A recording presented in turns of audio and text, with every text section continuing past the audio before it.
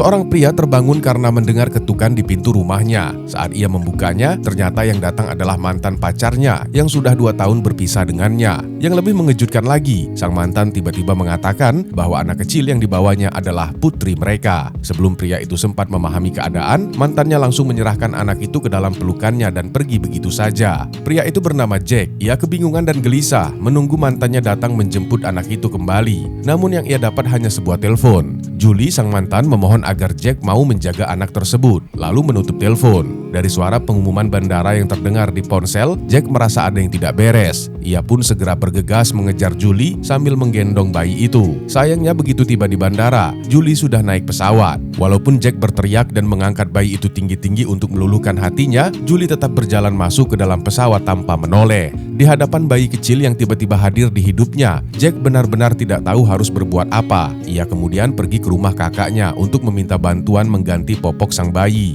Dari paspor yang dibawa Julie, ia baru tahu bahwa nama anak itu adalah Maggie. Sang kakak menyarankan agar Jack meninggalkan bayi itu dan fokus pada kehidupannya sendiri. Tapi Jack ragu, ia takut kehilangan kebebasan dan khawatir dengan tekanan hidup jika harus membesarkan anak. Sambil memikirkan masalah itu, Jack pulang dan menggeledah barang-barang peninggalan Julie. Ia menemukan surat yang menyebut hotel tempat Julie pernah bekerja. Namun setelah ia mencari di internet, ternyata hotel itu berada di Los Angeles. Dan itu jauh sekali. Sementara Jack sama sekali tidak bisa bahasa Inggris. Ia pun semakin merasa tak berdaya. Bayi kecil itu bahkan terlihat seperti serigala baginya karena ia diliputi rasa takut dan cemas. Akhirnya, Jack memutuskan membawa Maggie ke Los Angeles untuk mencari Julie. Tapi perjalanannya tak mudah. Bahkan memberi susu pada bayi saja ia kesulitan. Saat mengguncang botol susu, isinya malah tumpah ke kepalanya sendiri dan membuatnya kesal. Dengan bantuan seorang sopir truk yang baik hati, Jack akhirnya berhasil menyelinap masuk ke Amerika Serikat dan mendapat alamat hotel tempat Julie pernah bekerja. Tapi begitu tiba, sapam hotel mengatakan bahwa Julie sudah berhenti.